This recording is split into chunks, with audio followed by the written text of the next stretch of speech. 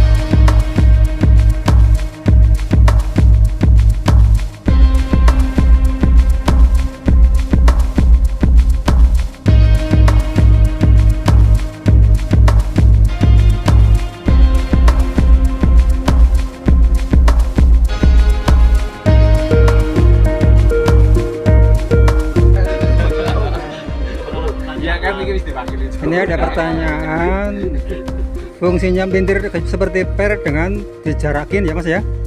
Itu gimana Mas?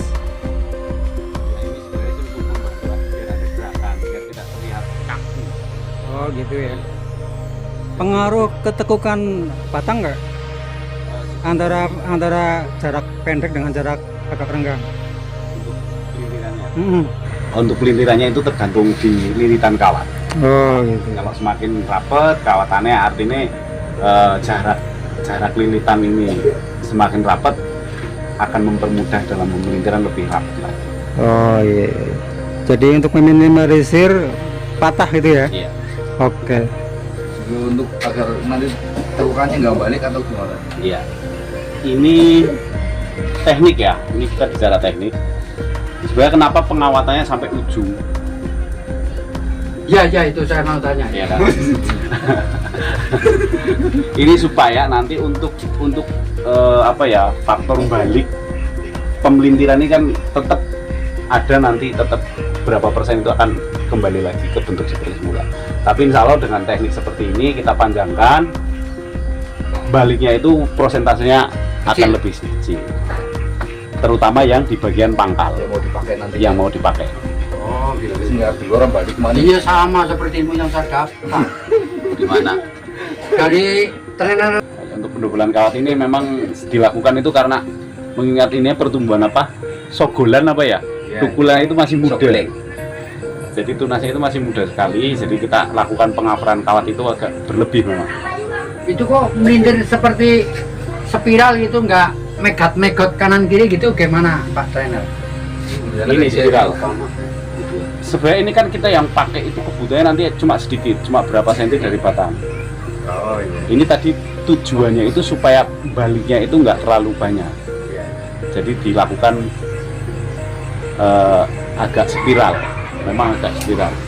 Tapi kita juga harus melihat karakter pohonnya. Karakter pohonnya itu masing-masing.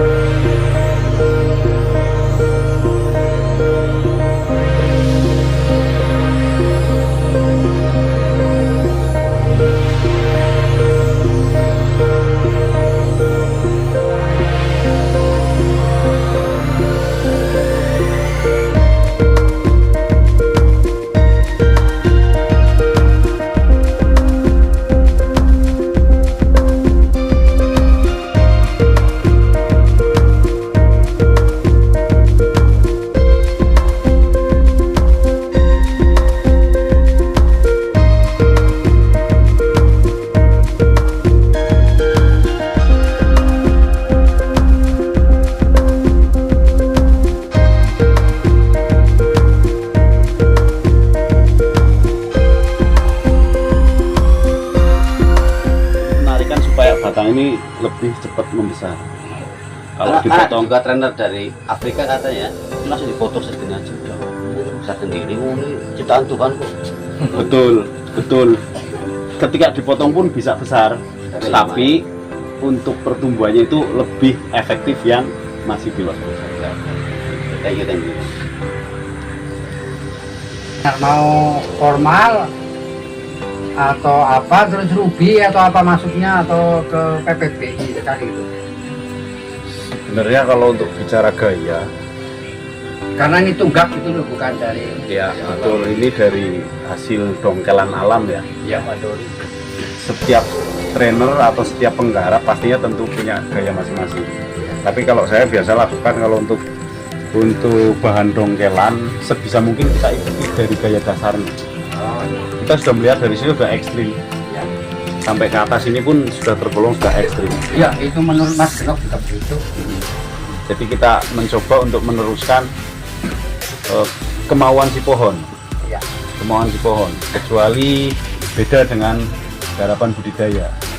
Kalau budidaya masih bisa enak karena kita garapnya dari nol. Ya. Kita bisa atur akarnya, atur pertumbuhan cabang utamanya, gerak dasarnya, flow-nya dari atas ke bawah, dari bawah ke atas. Kita masih bisa atur. Tapi kalau untuk kasus-kasus seperti ini bahan-bahan dongkelan, tentunya setiap trainer memang punya gaya masing-masing. Tapi biasanya yang saya lakukan itu mengikuti kemauan si gerak dasar pohon. Oke, terima kasih. Bu, mau tanya Bu, Monggo. flow itu apa flow ya? Flow itu dari perjalanan dari akar itu sampai ke top Alur itu ya? alur. Oh iya. Jadi flow itu alur ya bro ya? Alur. Oke. Nggak nanya lato-lato Mas Heru. Itu yang habis jadi trainer dari Korea itu memang alirannya saya lihat lebih ke terjun bebas. terjun bebas dan apa ya, gruwel gitu loh. Maksudnya rugi apa gimana ya? Sebenarnya kalau bicara seni itu aliran memang banyak ya. Aliran kayak ekspresionis, surrealis atau naturalis itu sebenarnya bukan hanya dipakai di bonsai, tapi di seluruh aliran seni. Jadi kalau ekspresionis yang saya tangkap sih memang itu apa ya, ekspresi si trainer menuangkan karya seni dalam media pohon. Oke, terima kasih. Itu dongkelan gundul ini setelah kurang lebih ada 3 bulan keluar cabang baru dan inilah hasil akhirnya.